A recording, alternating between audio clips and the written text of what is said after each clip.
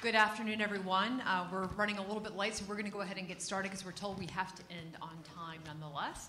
I am Genevieve Wood. I'm the Senior Communications Fellow at the Heritage Foundation and also work for our media platform, the Daily Signal. Welcome to this panel on a very interesting and very important topic on the Palestinian-Israeli conflict. I'm delighted to be joined by the two folks here on the stage who I had the great pleasure of being part of the American Conservative Union's trip to Israel this past September. And these two folks were the ones who really put it together and made it happen. Kept us running, I will definitely say, but it was terrific in understanding. We saw certainly religious sides and saw much of that history, but really getting an inside look at the culture and the politics within the country. And I think as an American who sees a lot about this on the news, there was still so much I realized I didn't know and that I learned on that. So it was terrific, and I think we're just delighted that you all are here to shed more. So let me introduce these two folks, and we're going to get started, and then we're going to open it up to your questions. Elena Meisel is Deputy Director of the Tikva Fund in Jerusalem. She's been doing that in New York, but she's getting ready to move to Jerusalem in just a few days. She's been packing up as we speak. The Tikva Fund, where she helps cultivate Jewish and conservative leadership in the U.S. and Israel. She's recruited and worked with hundreds of young leaders, as well as more senior professionals in policy, academia, journalism, government, and other disciplines. Her professional background includes experience in journalism, policy, and law, and she's a graduate of Georgetown Law School. Yehoshua Oz is a senior advisor at the Jerusalem Institute for Strategic Studies, a national security think tank offering strategic expertise for a strong Israel. His previous positions include being responsible for relations with the American Christian community at the Embassy of Israel in Washington and as the Director of International Communications at the Israel Democracy Institute. He is a graduate of the University of Virginia, and I will not get this right, Bar-Ilan University in Israel. Yehoshua moved to Israel 13 years ago, and he works in Jerusalem and lives with his wife in the ancient, is it Modin? Yes. Modin, which is the ancient home of the Maccabees, and their 4 children, all under the age of 12. So delighted to have you both here. Thank you. Yes, please welcome them. So let me begin by asking. I'm sure many people in this audience are familiar with the topic, or they wouldn't be here. But what is the biggest misconception, you all who've lived both in the U.S. and in Israel, what's the biggest misperception or misconception that Americans have about the Palestinian-Israeli conflict? Yehoshua, I'll begin with you. Sure. First, I would just want to begin very briefly by thanking Matt Schlapp, Dan Schneider, Jackie Anderson, and the whole team at the American Conservative Union, both for inviting me, but also more importantly for having this panel and the other sessions they've had on Israel. Because I think Israel's a critical issue for Americans, especially those of the conservative persuasion. So I just want to start off by thanking them for that. In terms of misconceptions, if I had to isolate it to one, I would say the idea that we all want the same things. Most of us are fortunate enough to live in affluent societies. We want to have healthy, well-adjusted children. We want to have good livings, good jobs, comfortable homes, friends and family that we can spend time with. And that's what really motivates us. But the fact of the matter is there are people who are also motivated by other things in a very deep way. I think it was Bernard Lewis, who was a scholar of Islam in the 20th century, who said something to the effect of, the Western mind finds it very hard to conceive that people can be motivated to the extent of wanting to die for a cause, like based on religious or national reasons. So it's very hard for many of us to understand that. And I think when it comes to the Arab-Israeli conflict, that's very true. We try to often use our own mindset when thinking about them, and that causes us to try to find other issues and problems and try to solve them. Talk about tough economic circumstances, talk about territory, things like that, when really the root of the conflict is often much deeper. Thank you. I echo Yoshua's thanks. I think hold the mic up really close and you'll get Really close? Yeah. Okay. I echo Yoshua's thanks. It was an honor to be able to take you around and to show you Israel, and in this case also specifically some of the more conservative elements of Israel.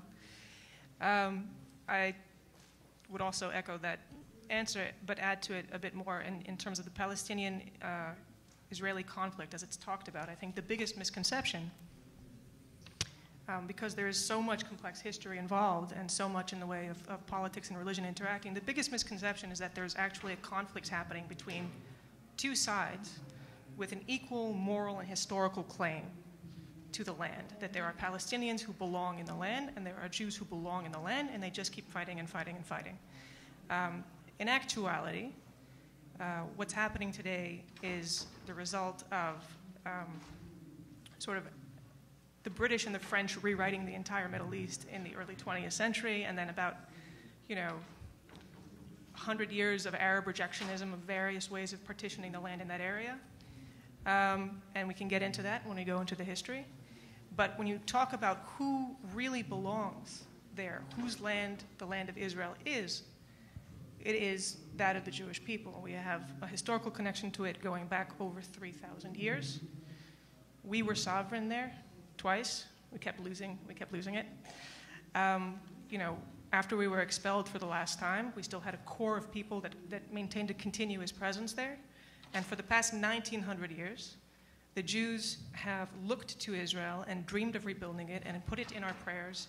And anywhere that you go around the world today, okay, all 14 million Jews, which is not very many of us, okay, have some connection to the land in our national identity, in our religious identity. It's part of who we are. On the other hand, there has never been a state of Palestine or a country of Palestine. The term Palestine comes from when the Romans were occupying the area, colonizing the area, and they called it Palestine to try and divest the land of Israel of its Jewish heritage. There has never been an Arab nationality called Palestine or Palestinian up until the past few decades, and again, complex history. And when you're looking at this thing, okay, where there's a narrative that has grown up of either two equal parties fighting, or in the worst case scenario, the Jews being sort of these colonizing occupiers that came in from Europe in the mid-20th century, it's just completely false. And I'll add to that the past couple of days in which Mahmoud Abbas of the Palestinian Authority has come out and claimed a 5,000-year history and direct descent from the Canaanites is also completely false. This doesn't mean, by the way, that there isn't a crisis of some kind or an issue of some kind that needs some resolution over the long term. This doesn't mean that there aren't people that you have to look out for on both sides. But in terms of the actual moral claim, in terms of where you want to set your baseline for resolving this conflict and how you want to assess the reality of what's going on, this is not fundamentally about two groups of people with equal claims to the land competing for it. Speaking of the land, we have a... here we go, over here. And hopefully we'll get a full screen of that, just so people have a good understanding of what we're talking about. Yoshua, I know this was a chart that you actually had put together. And, are we able to get that full screen?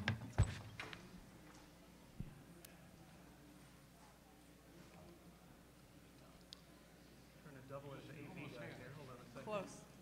There you go. That work? Yeah. Oh, it did? And then I undid it? It's better.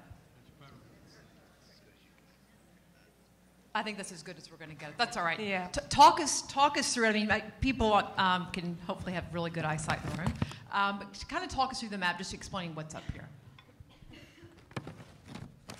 Sure. So I think what's really illustrative here is that it's all about context. If you look at the map on the left, which is the map that we often see, it's the map of Israel and what's referred to as the Palestinian territories. We refer to them as Judea and Samaria, as well as the Gaza Strip. And in that context, you see Israel as being a very big player, and the Palestinians as being a much smaller player. Now, if you change the focus of your lens and you zoom out, you can see just to the right, that is a map of the Arab League, which is made up of 22 countries. And you can hardly see it. Right next to Egypt, which is the dark one, there's a little white spot. And that tiny little white spot is Israel. And this isn't even reflective of the larger Islamic world. The Organization of Islamic States has 57 countries. So it's all about framing, it's all about context. Much of certainly this discussion, probably others, but much of this discussion is about context, and the framework within which you see it, I think, helps you understand who is David and who is Goliath in this context. Thank you. So let's talk about the history. And there's a lot of details in it, and we could go really far back. But I asked both of you to kind of walk through a brief history. And then again, if there's a part that we miss when we get in the Q&A, people can ask questions on that. Yoshua, let me ask you, as you look at just thinking about the history, what would be the kind of starting point from you, and then some highlights that would be important for people to know?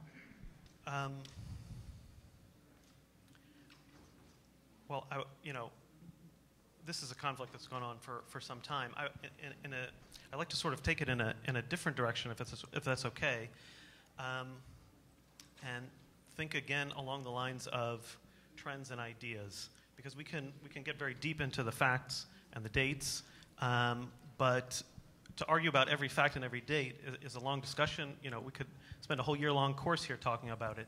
We have obviously a short time, and so I think if we focus on a few central ideas, it might help pull all of these dates and data together.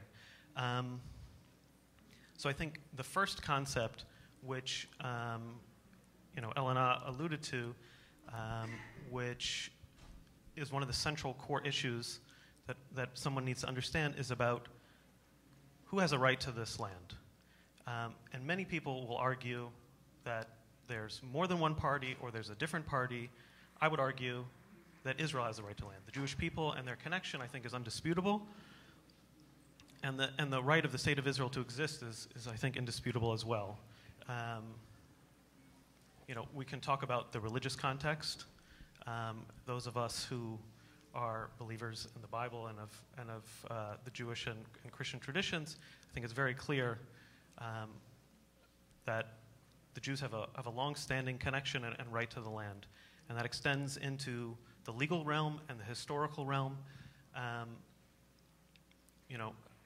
Again, as was mentioned earlier, the connection that Jews have to the land of Israel spans thousands of years, and it's something that we can see on a daily basis being discovered.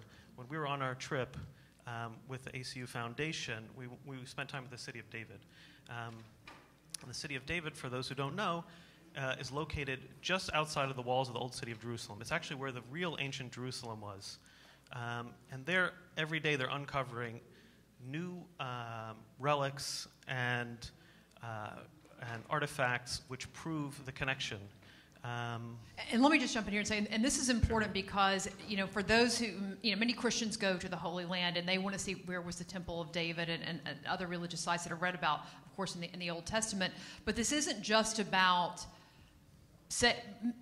being able to say this is where David was and giving Holy Land tours. This is really important for the Jewish state and proving your history and why there is a true claim to the land, correct? Absolutely, absolutely. I mean, I think these are all important factors. Even if we take we take one step back and we think about it. Today there are 193 member nations of the United Nations, but only one country over the last 70 years has had its right to exist questioned on such a regular basis. And paradoxically, I think there are few countries whose right to exist is so deeply anchored and obvious. And, we've already talked about some of these, but the religious, the historical, and the legal, all of these criteria Israel fills, which I think is more than proves its case and right to exist.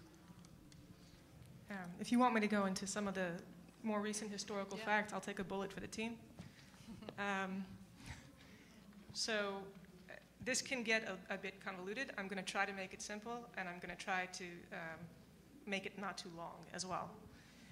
But if you want to understand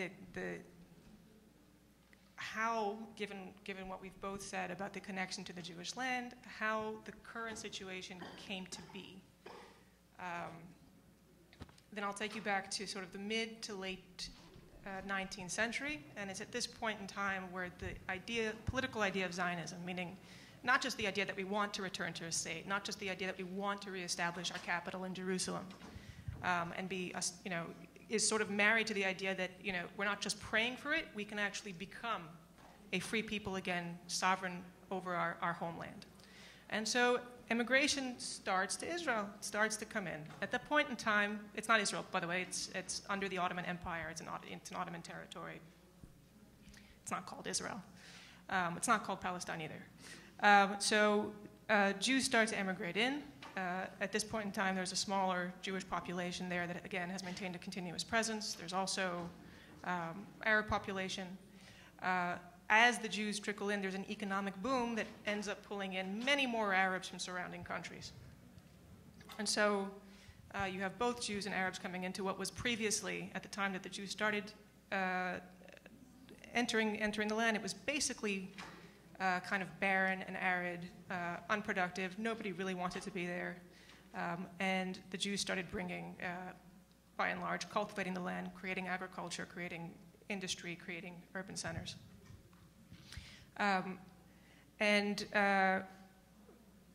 Fast forward a little bit, not that much, but the more that the Jews emigrate in, the more that you have the Arab immigration, you also have more unrest in the local populations that don't like the increase in Jewish settlement.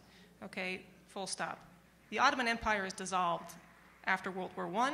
The French and the British end up taking the empire and its territory in the Middle East and carving up a whole bunch of new countries. Most of the Middle East as we know it today is new. Okay, Jordan didn't exist until 1922.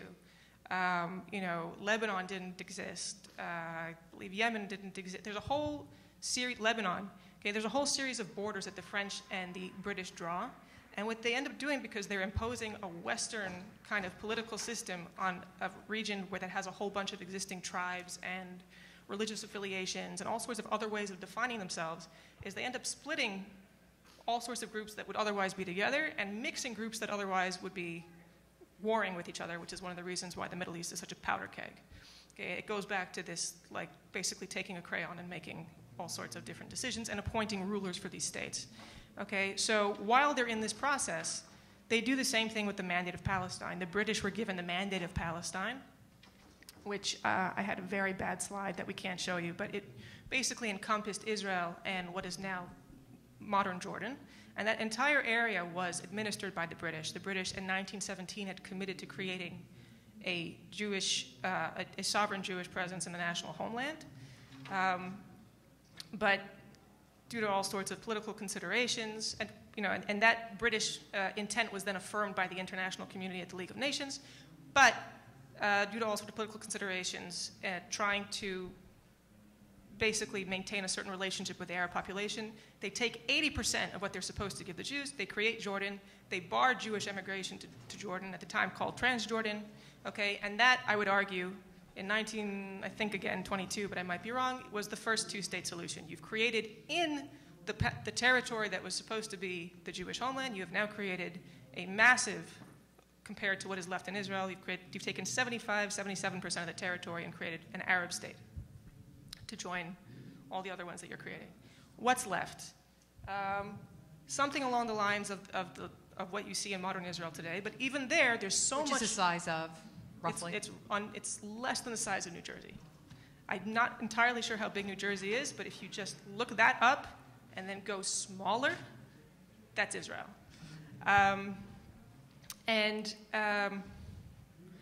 You're basically left with that territory. And the question remains, what do you do with that territory? Because while the Jews are happy to live with the Arabs, there are plenty of Arabs that are not particularly appreciative of the Jewish presence in the land, and violence and unrest continues, and it's a very hard place to administer. Okay, so the British propose dividing the land yet again. And again, at this point, there's no Palestinian nationality that they're dealing with. They're going to create a Jewish state in Palestine. They're going to create an Arab state in Palestine. The only people calling themselves Palestinians at this point are the Jewish population in that area. Okay, so they propose a two-state solution again. This is in the 1930s. The Arabs reject it. There's violence. In 1947, the UN proposes a partition plan, okay, which yet again is a recommendation for a two-state solution. The Jews accept it. Even though it's a sliver of what they were supposed to get in the first place, the Arabs reject it, and then once the Jews declare independence, 6 surrounding Arab countries attack it. Here's where it gets even more interesting, okay? Because when you have this 6-on-1 gang up, basically, you have a ton of people, like hundreds of thousands of people living in what is now the modern state of Israel, who leave, Arabs who leave their homes, okay, expecting, but most of it, by the way, was voluntary, and many of them expected to simply return when Israel was obviously annihilated. I'm not going to say everybody, but many did.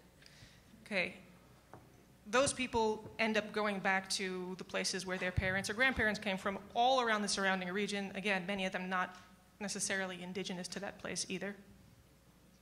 Okay, and then you still don't hear much about the Palestinian question at all. The Palestinian issue starts to arise in the 60s, and it's a response to the fact that Israel itself is established. It's a response to the fact that the Jews now have a sovereign territory.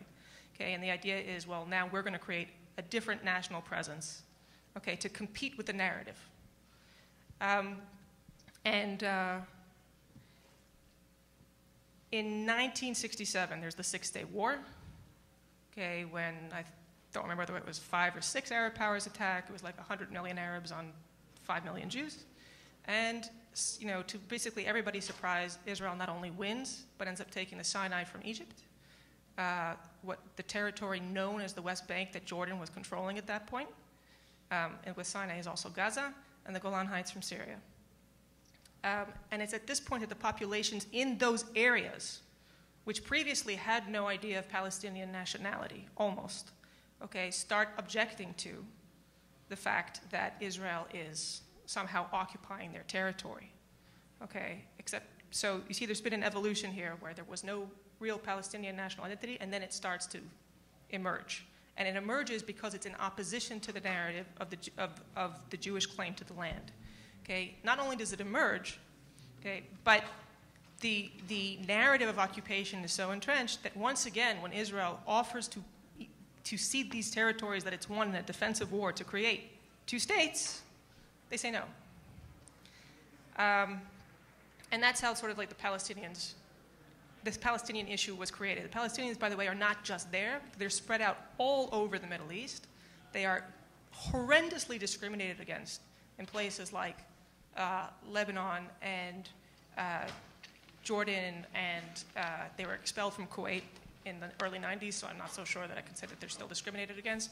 But there are work restrictions, residency restrictions, everything. There's been, the Arab League in 1959 passed a resolution that prevents any of its member states from granting citizenship to its Palestinians. So in effect, they're basically a captive population, okay, either in these countries or where they are now in the West Bank and Gaza, okay? And that's why this thing is continuing over and over and over. It's a mix of rejectionism and an insistence that these refugees, that in any other setting, okay, would have been incorporated into their countries, maintain this emergent national identity that didn't previously exist. And not just that, but the refugee status is hereditary, okay? So whereas my grandparents fled Eastern Europe, let's say, okay, and came here, and I'm not a refugee, I'm a very proud American, okay? On the Palestinian side, no matter where you are in the world, if your parent was a Palestinian, you have, under international law, the status of refugee.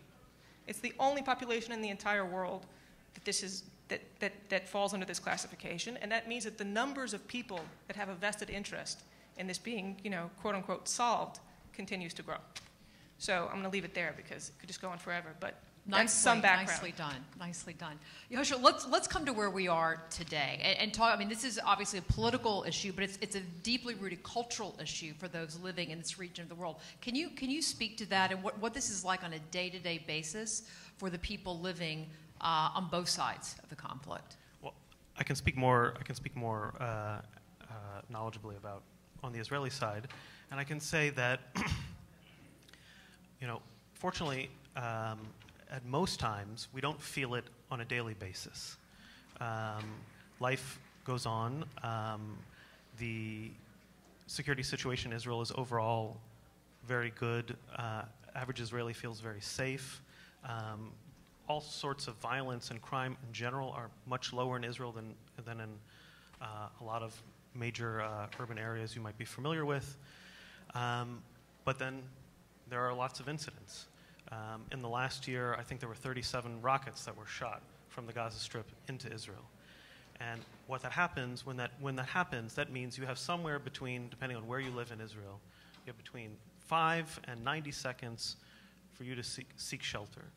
And this means that you are running with your children literally to save your life.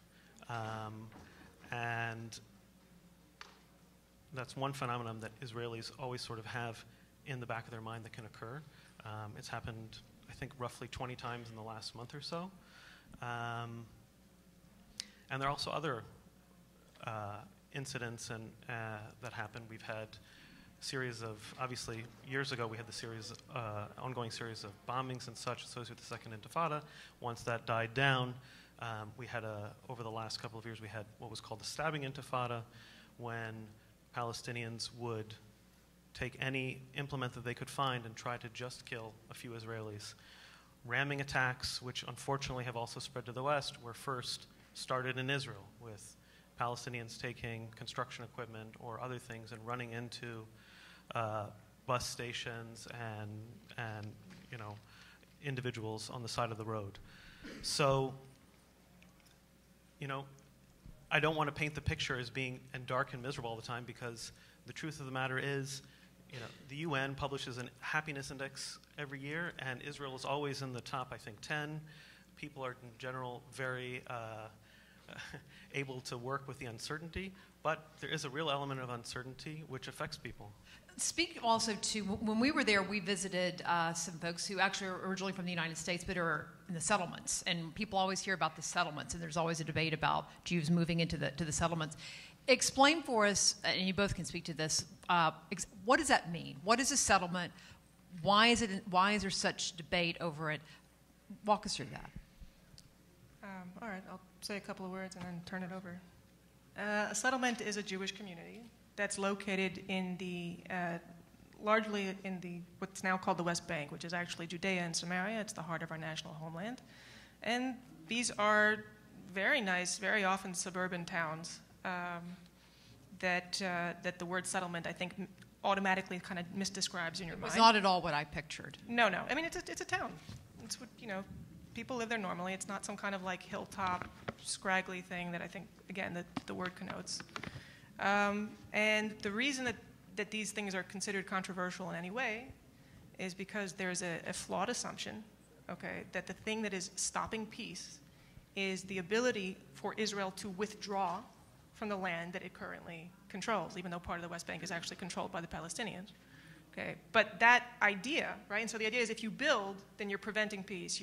Every time that you build a house, every time that you let a Jew live in a territory that the Palestinians want, okay, understand the implications of that.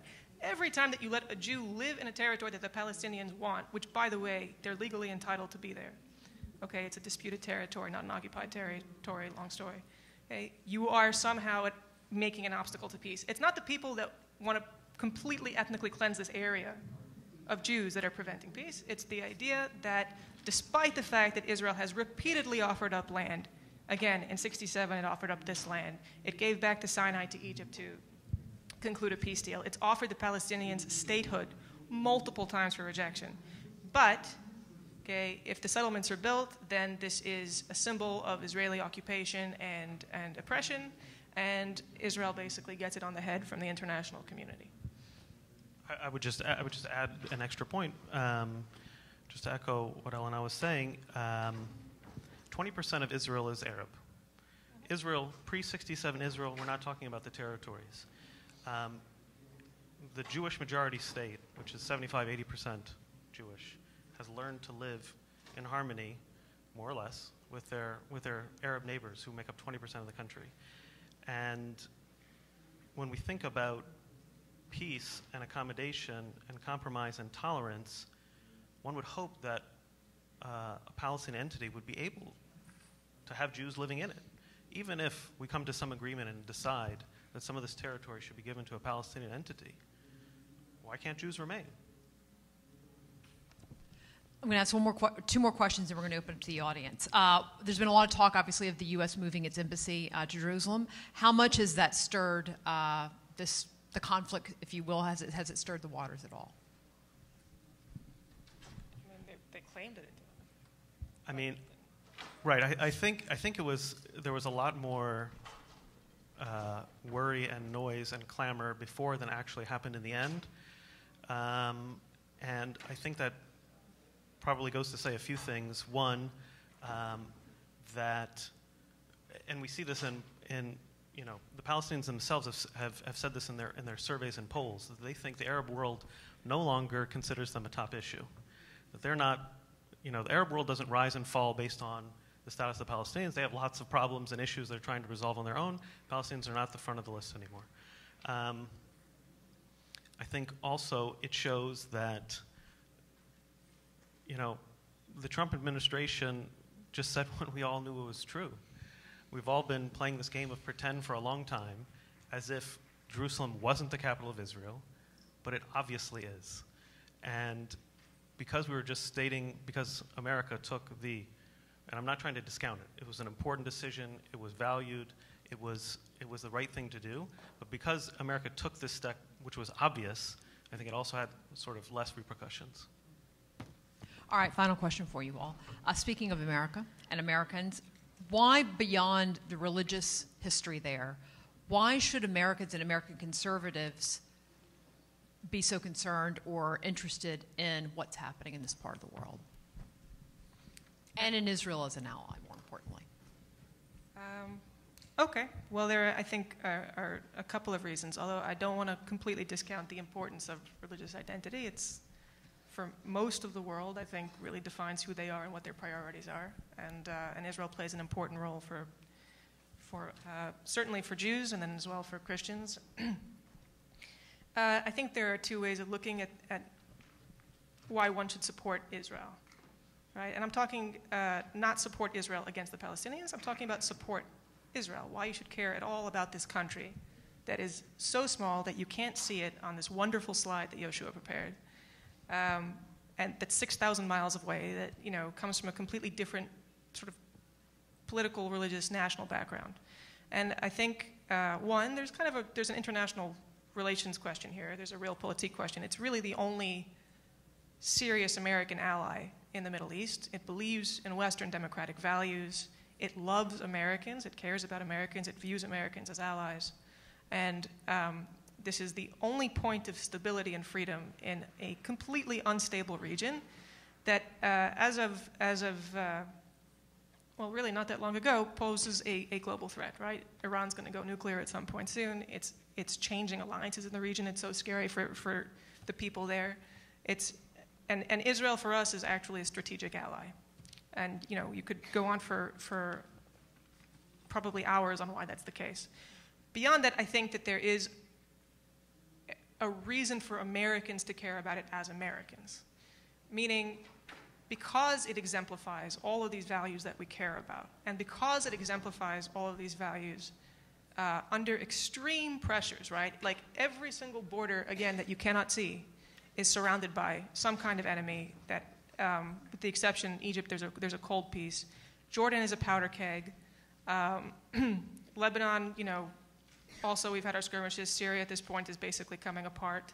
There's a history of war and conflict in the region. And yet, it ends up becoming a pluralist society, okay, that ensures civil rights, that ensures freedom of religion and freedom of the press and freedom of protest. It has somehow manages to have immense national solidarity balanced with serious pluralism.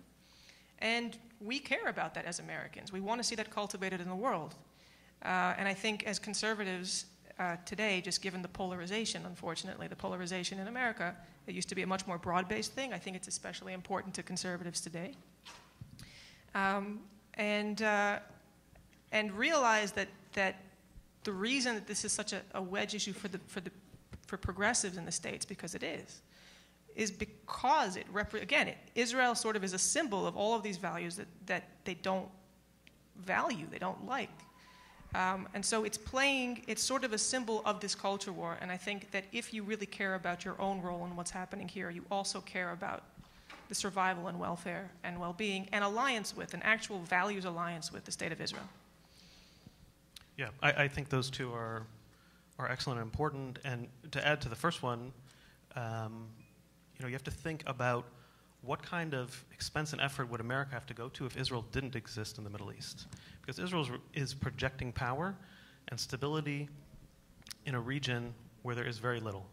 And in many ways, some of these states that America counts as allies, including Jordan, Egypt, their dependence has definitely at times been, their existence has at times definitely been dependent on Israel. But in addition to the religious imperative and the shared values, I would add maybe one or two others. I think there are practical reasons as well. There's rich intelligence sharing between America and Israel and the rest of the Western world. Just yesterday, there was a story in the press confirmed by the Minister for Home Affairs of Australia that Israeli intelligence had prevented the bombing of a plane that was leaving Australia last year, which would have blown up hundreds of lives. And, there's the military and technological development together, things like the Arrow missile, et cetera. So those are practical.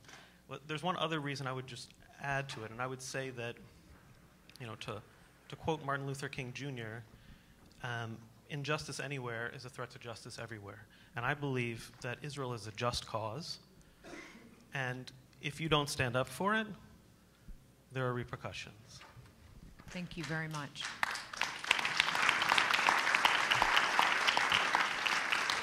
We have time, I think, for probably only 2 questions, unfortunately. So I'm going to start right here and ask you, please keep your question brief and state your name. Cameron. Where are you from, Cameron? I'm from Pennsylvania, Elizabethtown College, and I just had a question a little bit outside of this Gaza-Israeli conflict, looking more towards Syria and Iran behind Syria. I was just wondering what you thought Israel's relationship with particularly Iran, but the Middle East in general should look like. What steps they should take, since it is a 1v54 battle, as you said earlier. So the question is what should Israel's relationship be with other parts of the Middle East beyond just the Gaza region, Right. but specifically other partners? That Iranian regime, I suppose. Well, I mean, a lot has been talked about over the last few years about the quiet alliance between the Sunni Arab world and Israel. And this is actually one of the things we can thank the Obama administration really for, is because during the time of the Obama administration, when they sort of turned away from many of their traditional allies, including in the Middle East, we sort of found ourselves all looking for new friends and new ways to join up. So much of the Sunni Arab world very quietly cooperates with Israel on a lot of security issues, specifically because of the Iranian threat. Because Iran has hegemonic aspirations. They want to take over the Middle East and beyond that. And the Sunni Arab world has cooperated with Israel out of practical reasons. Like that? I A common enemy. Agreed. I mean, the question is how long this will sustain itself. Meaning, these are all interest-based alliances. There are many, many deep cultural, problems in these countries, and then there's just an age-old antagonism. There's a lot of people. There's a lot of powers in the Middle East that still consider America to represent sort of, bad values, and Israel to be its little brother or sister representing those bad values. So, I know that there's 2 minutes. That's all right. One over here, and then we'll try to get one more in. Yes, sir.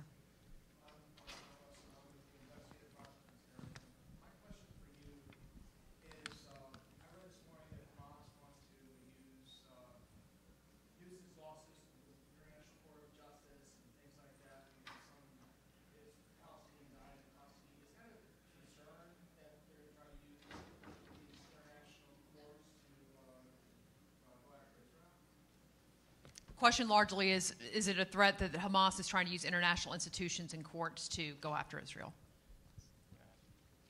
I mean, this is something that's been going on for some time. The courts is sort of a new element of the Palestinian effort to internationalize the conflict, right? They fought us, they didn't win, so now they want to bring in the rest of the world to sort of pressure Israel into making compromises instead of negotiating with us. And as we've recounted here on the stage, there have been, a score of times over the last 100 years where Israel has tried to come to an accommodation or make a compromise or give the Palestinians something. They've been interested in that, and they've pushed this internationalization angle. And specifically, they're using the courts, especially now.